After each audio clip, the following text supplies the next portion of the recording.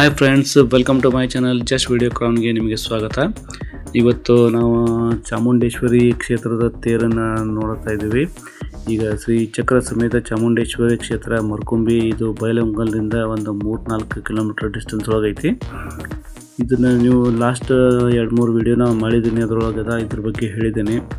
ಇವತ್ತು ಏನಿಲ್ಲ, ಜಾತ್ರೆ ಮುಗೀತು, ಜನವರಿ ಒಳಗೆ ದೊಡ್ಡ ಜಾತ್ರೆ ಇತ್ತು. ಜಾತ್ರೆ ಈಗ ಆಲ್ರೆಡಿ ಮುಗಿದಿದೆ.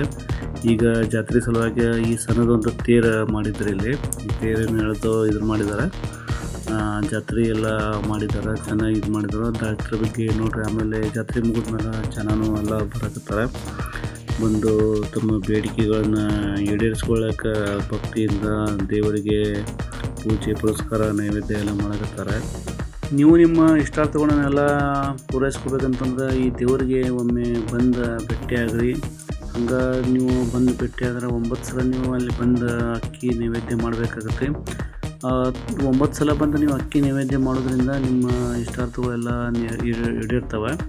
ಆಮೇಲೆ ಇದು ಚಕ್ರ ಸಮೇತ ಚಾಮುಂಡೇಶ್ವರಿ ನಿತ್ಯ ನಿರಂತರ ಅನ್ನದಾಸೋಭವನ ಇದೆ.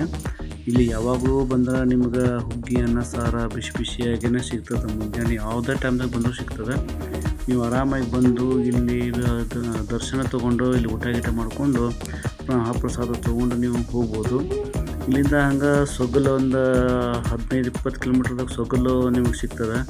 ಅಲ್ಲಿಂದ ಒಂದು 50 ಕಿಲೋಮೀಟ್ರ್ದಾಗ ಯಲ್ಲಮ್ಮ ಗುಡ್ಡಕ್ಕೂ ಹೋಗ್ಬೋದು ನೀವು. ಇಲ್ಲಿ ಬಂದು ಆಮೇಲೆ ಇಲ್ಲಿ ವೀರಭದ್ರೇಶ್ವರ ಗುಡ್ಚಿಗೂ ಹೋಗ್ಬೋದು.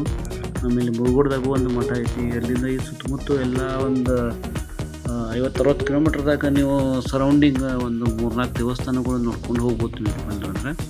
ಹಂಗೆ ನೀವು ಈ ದೇವಿ ಆಶೀರ್ವಾದ ತೊಗೊಂಡು ನಿಮ್ಮ ಇಷ್ಟಾರ್ಥಗಳನ್ನೆಲ್ಲ ಪೂರೈಸ್ಕೋಬೋದು ನೀವು. ಮತ್ತು ನಾ ಈಗ ಇದ್ರಾಗ 3-4 ವೀಡಿಯೋ ಮಾಡಿದ್ದೀನಿ. ಅದು ವೀಡಿಯೋದ ನೀವು ನೋಡ್ಬೋದು. ನಮ್ಮ ಚಾನಲ್ಗೆ ಬಂದು ನೀವು ನೋಡಿ ದೇವರ ನಿಮ್ಮ ಭಕ್ತಿ ಇದ್ದ ಎಷ್ಟು ನೀವು ಬಂದು ಭೇಟಿಯಾಗಿ ದೇವಿ ಆಶೀರ್ವಾದ ತಗೊಳ್ರಿ. ಎಲ್ಲ ಸುತ್ತಮುತ್ತ ಕೊಲ್ಲಾಪುರದಿಂದ ಬರಬೇಕಂತಂದ್ರೆ ಕೊಲ್ಲಾಪುರ ಟು ವಾಯಾ ಗೋಕಾಕ್ ಅಥವಾ ಚಿಕ್ಕೋಡಿ, ಗೋಕಾಕದಿಂದ ಎರಗಡೆ ನೈಸರ್ಗಿಕದಿಂದ ಬರ್ಬೋದು.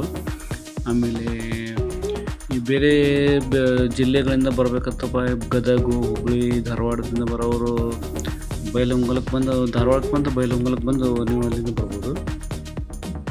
ಒಬ್ಬರು ಬಳ್ಳಾರಿಯಿಂದ ಹೆಂಗೆ ಬರೋದಂತ ಕೇಳಿದ್ರಿ. ಬಳ್ಳಾರಿಯಿಂದ ನೀವು ಧಾರವಾಡಕ್ಕೆ ಬರ್ರಿ. ಧಾರವಾಡದಿಂದ ನಿಮಗೆ ಬೈಲಹೊಂಗಲಕ್ಕೆ ಸಾಕಷ್ಟು ಬಸ್ ಇರ್ತಾವೆ. 40 ತಾಸು 45 ನಿಮಿಷಕ್ಕೊಂದು ಬಸ್ ಇದಾವೆ.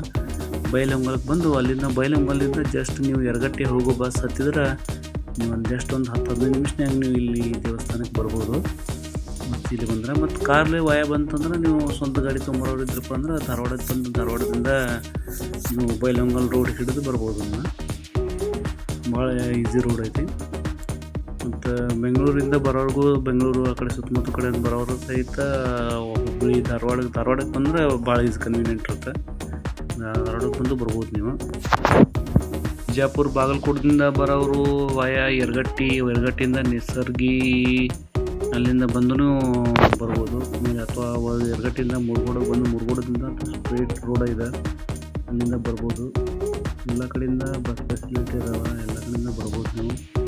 ಸ್ವಂತ ಬಸ್ಲಿಂದ ಬರೋದ್ರಿಂದ ಯರಗಟ್ಟಿಗೆ ಬಂದು ಯರಗಟ್ಟಿ ಟು ಬೈಲಹೊಂಗಲ ಬಸ್ ಇದ್ದಾವೆ.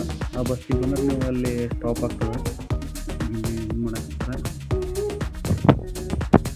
ಈಗ ಮತ್ತೊಂದು ವಿಶೇಷ ಏನಪ್ಪ ಅಂತಂದ್ರೆ ನೀವು ಯಾವಾಗ ಬಂದರೂ ನಿಮಗೆ ಊಟ ಅಂತೂ ಸಿಗ್ತೈತಿ. ಅಲ್ಲಿ ಮಹಾಪ್ರಸಾದ ಇರ್ತದೆ. ನೀವು ಬಂದು ದೇವಿ ಮಾಡ್ಕೊಂಡು ಮಹಾಪ್ರಸಾದ ಮಾಡ್ಕೊಂಡು ಹೋಗ್ಬೋದು. ಇಲ್ಲಿ ಮುಂಜಾನೆ ಬರ್ರಿ, ರಾತ್ರಿ ಬರ್ರಿ, ಸಂಜೆ ಬಂದರೂ ಬಂದು ಭೇಟಿಯಾಗಿ ಹೋಗ್ಬೋದು. ನೀವು ಬಂದು 9 ಸರಿ ಬಂದು ನಿಮ್ಮ ಬೇಡಿಕೆಯನ್ನು ಬೇಡಿ ನೀವು ಅಲ್ಲಿ ಅಕ್ಕಿ ಅರ್ಚನೆ ಮಾಡಿದ್ರಿಂದ ನಿಮ್ಗೆ ನಿಮ್ಮ ಇಷ್ಟಾರ್ಥಗಳೆಲ್ಲ ಪೂರೈಕೆ ಆಗ್ತವೆ. ಎಲ್ಲರೂ ಬರಕತ್ತಾರೆ ನೋಡಿರಿ. ಮತ್ತು ಎಲ್ಲ ಗುಡ್ಡದ ಅಂಗಡಿಗಳು ಎಲ್ಲ ಸ್ಟಾರ್ಟ್ ಆಗಕತ್ತವೆ. ಬರ್ತಾ ಇದು ಒಂದು ದೊಡ್ಡ ಇದು ಆಗಿ ಪರಿಣಮಿಸ್ತಾ ಇದೆ.